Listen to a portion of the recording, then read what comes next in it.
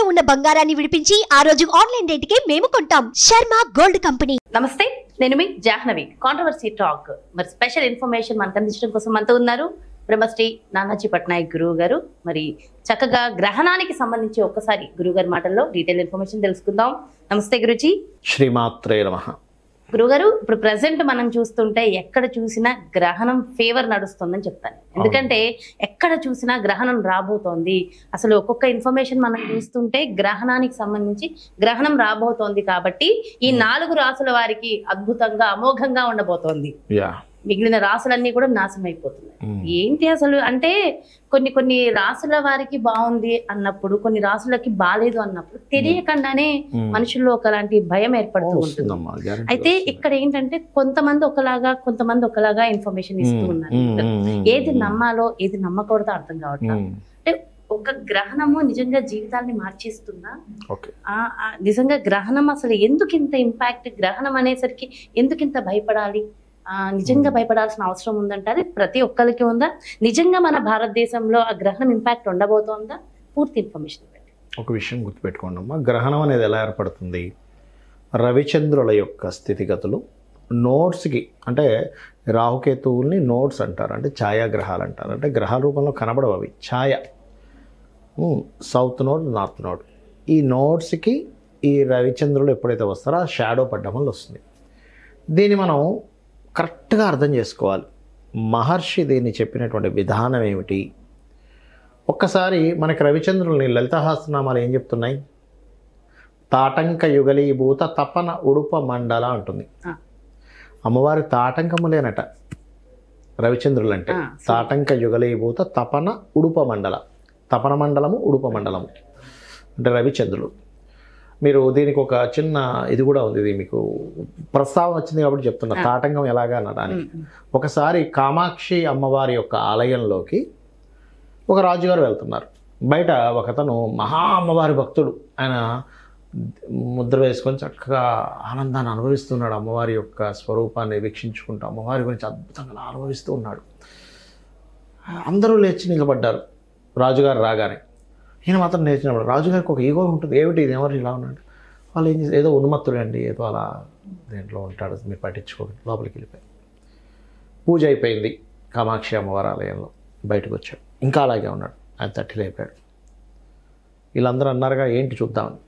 ఏంటి వాళ్ళ తిది అనగానే పౌర్ణమి అన్నాడు.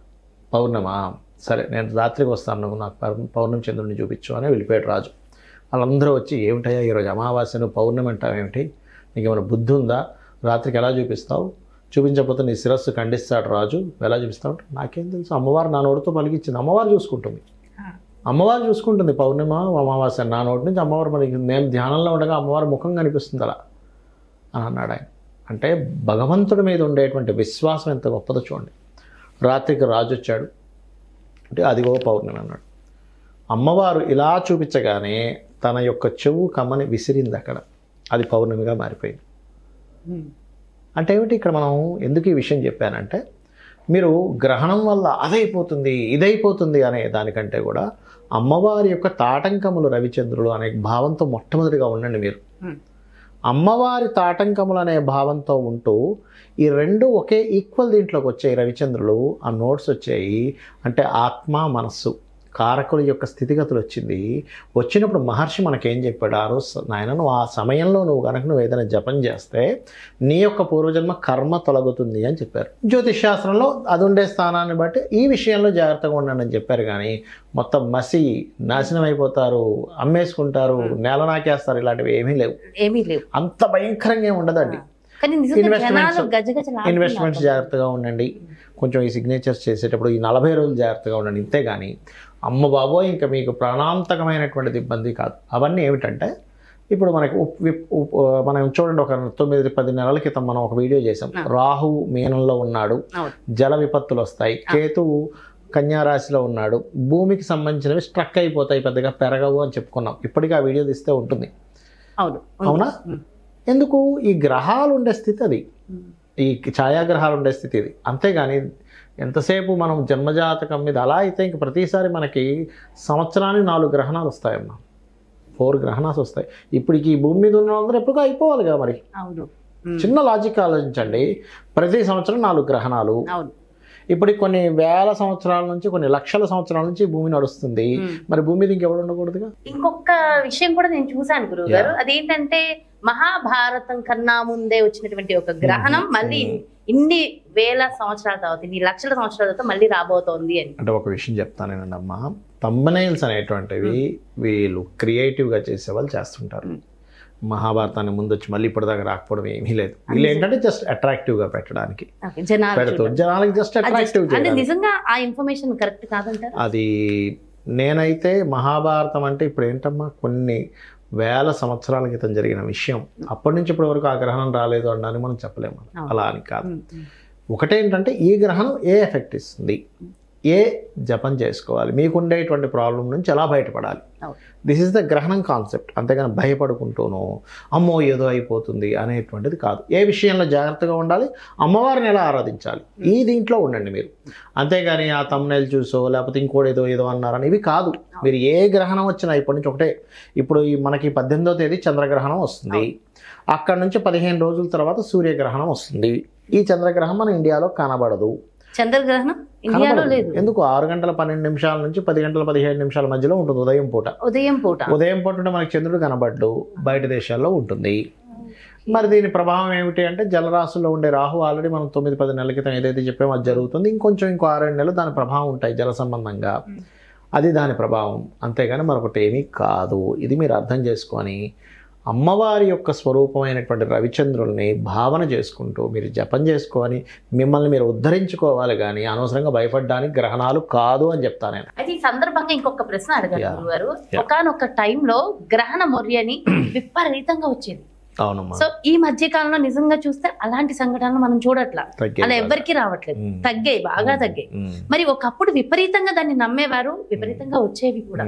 మరి ఇప్పుడు నిజం చెప్పాలంటే అంతలా ఎవరు పాటిస్తున్నారు, మరి ఇప్పుడు ఎక్కువ రావట్లేదు అంటే దీన్ని బట్టి గ్రహణాన్ని నమ్మాలవుద్దా? అంటే ఒకటేనమ్మా, ఇక్కడ మనకి సైన్స్ అనేటువంటి గొప్పగా మనం తెలుసుకుంటూ ముందుకు వెళ్తున్నాము. జ్ఞానాన్ని ఎలా పెంచుకుంటూ వెళ్తున్నామో మహర్షులు కూడా ఇచ్చినటువంటి కొన్ని విషయాలు సైన్స్ కంటే గొప్పవి.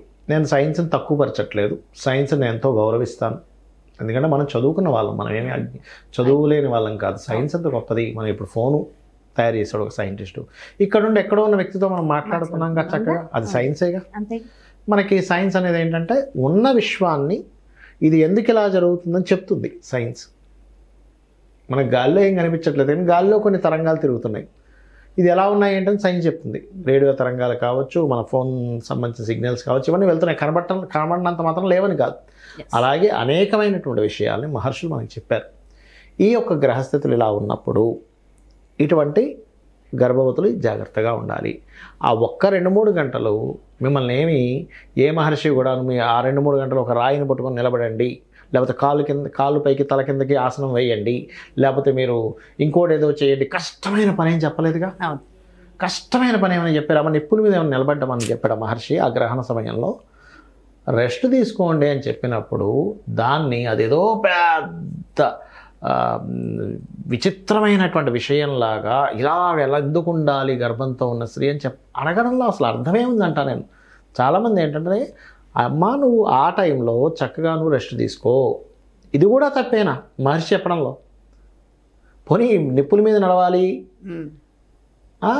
ఇంకోటి ఏదో ముళ్ళు ఒంటికి చుట్టుకోవాలి, ఇట్లాంటివి ఏవో చెప్తే ఏమిటి మూఢాచారాలు అసలు? ఇది ఎక్కడెక్కడైనా ఉందా? రెస్ట్ తీసుకో అని చెప్తే దానిలో పెద్ద అవసరమా అంటా నేను. అంటే ఎందుకంటే చెప్తాను చూడండి, ఇప్పుడు నార్మల్గా అందరూ పుడుతున్నారు, మరి ఎందుకు ఇక్కడ కట్ అయినట్టుగా పుడుతున్నాడు? మరి అవును, కొంతమంది ఎందుకు పుడుతున్నాడు?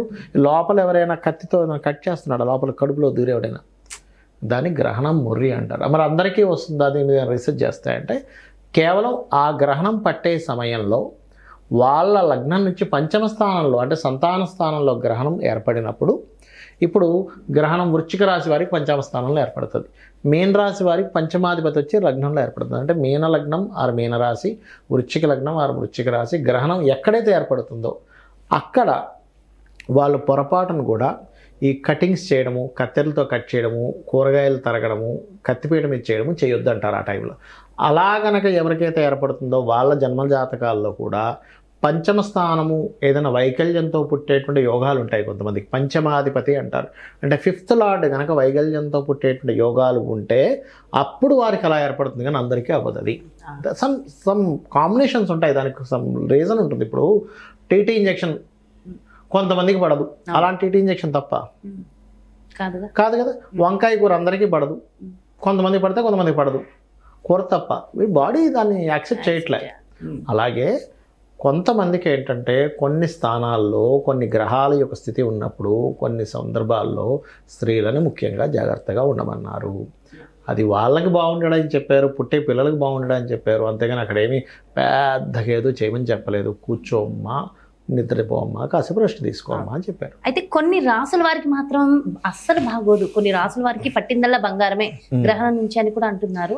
ఇది కూడా వాస్తవం అంటారు? అంటే కొన్ని రాసులకు నిజంగా అంత ఇంపాక్ట్ ఉందంటే? అంటే ఒకటేనమ్మా, ఇందాక నేను చెప్పాను చూసారు, thumbnail is different, actual fact is different. లోపల ఎప్పుడు నేను ఇప్పటి వరకు కూడా ఏ వీడియోలో కూడా మీకు గనక నడుము నొప్పి లేనట్లయితే, కాస్త మీరు వంగగలిగినట్లయితే, మట్టిని కాస్త చేత్తో పట్టుకోగలిగినట్లయితే, దాన్ని తీసుకుని మళ్ళీ చేత్తో చూసినట్లయితే వెంటనే బంగారం అయిపోతుందని ఎక్కడ నేను చెప్పలేదు. అవునా కదా? ఎందుకు చెప్పలేదు? ఎందుకంటే అవన్నీ నిజాలు కావు. మీకు ఏం చెప్పేవాడిని ఎప్పుడు గ్రహణం వచ్చినా ఎప్పుడైనా సరే, అమ్మ ఈ అమ్మవారి మంత్రం చేసుకోండి, మీ పూర్వజన్మ కర్మ తొలగుతుంది. మీకు మనుష్య రూపేనే వస్తాడు భగవంతుడు, మనుష్య రూపేనే మనల్ని పట్టుకుంటాడు, మనుష్య రూపేనే మనకి చేస్తాడు. చుట్టూ ఉండేటువంటి చరాచర జీవరాశుల్లో రూపంలోనే మనకు వచ్చి ఏదో హెల్ప్ చేస్తూ ఉంటాడు. దీనికి చాలా వృత్తాంతాలు ఉన్నాయి. దీనికి ఒక వ్యక్తట పెద్ద వర్షం పడుతుంది, ఎంత పెద్ద వర్షం అంటే ఆ ఊరు కొట్టుకుపోయేంత వర్షం పడుతుంది. అని అంతే నిలబడి, స్వామి నేను నీ భక్తుడిని, నువ్వు నన్ను ఎలాగైనా సరే రక్షించాలన్నాడు. ఒక వ్యక్తి వచ్చాడు, అయ్యా నేను వెళ్తున్నాను, నాతో పాటు వచ్చేసాను, నేను రాను నన్ను భగవంతుడు కాపాడుతాడని అలాగే ఉన్నాడు. ఆయన వెళ్ళిపోయాడు. ఇంకో పడవతను వచ్చాడు, నువ్వు రా, నేను తీసుకెళ్తాను. లేదు భగవంతుడు వచ్చి తీసుకెళ్తాడు. మిలిటరీ ఫోర్స్ వచ్చింది హెలికాప్టర్లో, తాడేసింది, నువ్వు ఎక్కురా నాయనా అన్నది, నిచ్చెనేసింది, నేను రానన్నాడు. వాళ్ళు వెళ్ళిపోయారు. ఈ వ్యక్తి చనిపోయాడు. భగవంతుడి దగ్గరికి వెళ్ళాడు, అడిగాడు భగవంతుని, నేను నీ భక్తుడిని, నువ్వు కాపాడుకోవాల్సిన బాధ్యత నీకుందిగా, ఎందుకు నువ్వు కాపాడలేదు? నేను నీకోసం వెయిట్ చేసా, చచ్చిపోయా, ఇప్పుడు నువ్వు నాకు సమాధానం చెప్పంటే, పిచ్చోడా నేను 3 సార్లు వచ్చాను, ఓ మనిషి రూపంలో వచ్చా, బోట్ రూపంలో వచ్చా, హెలికాప్టర్ రూపంలో వచ్చా, నీ బుద్ధి గడ్డిది, నువ్వు నన్ను పట్టించుకోకపోతే నేనేం చేయాలి? నేను నా స్వరూపాన్ని చూపిస్తే నువ్వు అక్కడే చచ్చిపోతావరా? వచ్చిన అవకాశాన్ని ఖచ్చితంగా యూటిలైజ్ చేసి, నేను మనుష్య రూపంలోని జీవుడి రూపంలోనే వస్తాను, నీకు బుద్ధి లేక నువ్వు నన్ను గుర్తించలేదు. నేను అన్నిట్లో చెప్పలేను, అన్నిట్లో నేను ఉన్నానని, అన్నిట్లో ఉన్నానని చెప్పాను లేదా నీకు అంటే, అవును చెప్పారు స్వామి. మరి అన్నిట్లో ఉన్నవాడిని అలా రాకపోతే ఇంకెలా వస్తానని నీకు, అంటే అప్పుడు లైట్ వెలిగింది ఆ వ్యక్తికి. సో గ్రహణానికి సంబంధించి చాలా ఇంట్రెస్టింగ్ సబ్జెక్ట్ చెప్పారు. ఇంకా అంటే సో ఈ గ్రహణానికి ఎలాంటి భయపడాల్సిన ఒకటమ్మా, ఫస్ట్ ఆఫ్ ఆల్ మనకి ఈ గ్రహణం ఇండియాలో లేదు. లేదు. మరి లేనప్పుడు జపం చేసుకోవాలా, చేసుకుంటే మంచిది. ఒకటి, గ్రహణం అనగానే ఏదో అయిపోతుందని భయపడకండి. గ్రహణం మీద ఒక అవకాశంగా భావించండి. గ్రహణం మనకి మహర్షి చెప్పినటువంటి సిద్ధాంతం ఏమిటి, గ్రహణం గురించి ఏం చెప్పాడు అనే విషయాన్ని మనం ఆలోచిద్దాం. భయపడుతూనో బ్రతికేది శాస్త్రం కాదు. అయితే ఇంకొక విషయం, గ్రహణం రోజు మామూలుగా చేసిన దానికన్నా 1000 రెట్లు ఫలితం వస్తుంది. ఖచ్చితంగా ఉంటుంది. దానికి ఎందుకంత ఇంపాక్ట్ ఉంటుంది? మంచి క్వశ్చన్ వేశారు మీరు. ఇప్పుడు చూడండి, మీరు ఇక్కడ గాలి పీల్చుకోవడానికి ఒక మంచి దట్టమైనటువంటి అడవికి వెళ్ళి గాలి పీల్చుకోవడానికి ఎంత తేడా ఉంది? ఆక్సిజన్ లెవెల్స్ ఎక్కువ ఉన్నాయి, నాకు తెలుస్తుంది అంటున్నాం. ఎంత న్యాచురల్ గా, స్వచ్ఛంగా, చాలా బాగుంది, ప్రశాంతంగా ఉంటుంది, ఎంత బాగుందో అంటున్నాం. మీరు ఒక డస్ట్ పార్టికల్స్ ఉన్న దగ్గర, మీరు ఉన్న మూడ్కి ఒక మంచి పువ్వులు ఉండేటువంటి దగ్గరికి వెళ్ళినప్పుడు మూడ్కి ఎంత తేడా ఉంటుంది? ఉందా లేదా? కాలంలో మనకి తేడాలు ఉన్నాయి లేవు, వర్షాకాలం, చలికాలం, ఎండాకాలం. కాలంలో మార్పులకి, ఎండకి, వర్షకి తేడా ఉంది కదా. అలాగే మనకి శాస్త్రంలో ఈ కాలాలు ఎలా ఏర్పడతాయో, ఒక్కొక్క గ్రహస్థితి ఒక్కొక్క దగ్గరికి వచ్చినప్పుడు ఒక్కొక్క ఎనర్జీ ఫామ్ అవుతుంది. ఆ ఎనర్జీ ఫామ్ అయినప్పుడు మనకి ఆ యొక్క ఎనర్జీలో మనం ఏదైతే సాధన చేస్తామో, మీరు ఇవాళ ఒక ఎగ్జాంపుల్, ఒక్కసారి చదివితే 1000 సార్లు లేదా పునశ్చరణ అని చెప్తారు. ఒక్కసారి అంటే ఏమిటి? 1000 సార్లు అంటే అర్థం ఏమిటి? 1000 రోజులు అనుకోండి కాసేపు. 1000 రోజులు అంటే 3 సంవత్సరాలు దాదాపుగా, అవునా కదా? అంటే 3 years ప్లస్ కొంత రోజులు వస్తాయి. అంటే మీరు ఈ ఒక్కరోజు చేస్తే 3 సంవత్సరాలు చేసిన ఫలితం వస్తుందిగా. అంటే ఇట్స్ చిన్న విషయం అది చెప్పారు మహర్షులు మనకి. అది మనం అర్థం చేసుకోవాలి, అది మనం గుర్తించాలి. అది మనం గుర్తించాలి. సో గుర్తించి నిజంగా మన శాస్త్రాన్ని నమ్మి ఫాలో అయితే డెఫినెట్ గా నమ్మి ఫాలో అవ్వాలి. అంటే ఒకటి మీరు నమ్మినా నమ్మకపోయినా దానిపైన చేసుకుంటూ వెళ్ళిపోతుంది. నమ్మడం వల్ల కలిగే ఉపయోగం ఏంటంటే, నమ్మిన వాళ్ళకి ఏంటంటే అమ్మా, మీరు చిన్న ఎగ్జాంపుల్ చెప్తాను చూడండి. నమ్మకానికి నమ్మకం లేకపోవడానికి. చిన్నపిల్లవాడు ఉన్నాడు, ఆ చిన్నపిల్లవాడికి అన్ని తల్లి ఉపచారాలు చేస్తూ ఉంది. స్నానం పెట్టడం, అన్నం తినిపించడం, పాలు తాగిపించడం. ఆ పిల్లవాడికి ఆ తల్లి అని తెలియచ్చు, తెలియకపోవచ్చు, కానీ తల్లి పని చేస్తూనే ఉంది. పెద్దయ్యాక తల్లి అని తెలుసుకున్నాడు, తెలుసుకొని మెదులుతున్నాడు తల్లితో గౌరవంగా. తెలియనప్పుడు ఆ తల్లి సేవ చేసింది, తెలిసిన తర్వాత కూడా సేవ చేస్తుంది. తల్లి అనేటువంటి ప్రకృతి అమ్మవారు ఎవరైతే ఉందో మనల్ని కాపాడుతూనే ఉంది. ఒక చిన్న ఎగ్జాంపుల్ చెప్తాను చూడండి. అసలు ఏదైనా ఒక మిషన్ ఉందా? ఒక గాలి వెళ్ళగానే వెంటనే oxygen carbon dioxide with in సెకండ్స్లో వేరు చేసే మిషన్ ఏదైనా ఉందా మనకి? మనం బాడీ చూడండి, ఇలా గాలి పీల్చుకుంటాం, ఆక్సిజన్ లోపల వెళ్ళిపోతుంది, కార్బన్ డైఆక్సైడ్ విత్ ఇన్ సెకండ్స్లో బయటకు వస్తుంది. ఎట్లా వస్తుంది అసలు? అసలు ఆలోచించండి. అంటే లోపల ఏముంది, ఏ శక్తి దాగుంది? ఆ శక్తిని మీరు గ్రహణం రోజు కొలుస్తున్నారు. అది చాలా చక్కటి వండర్ఫుల్ ఇన్ఫర్మేషన్ అందించారు Guruji. Thank you so much. నమస్తే. శ్రీమాత్రే నమః. గ్రహణానికి సంబంధించి మనకున్నటువంటి అపోహలన్నీ కూడా తొలగించేశారు కదా గురూజీ. మరో స్పెషల్ ప్రోగ్రామ్ తో మళ్ళీ మీ ముందుకు వచ్చేస్తాను. నమస్తే.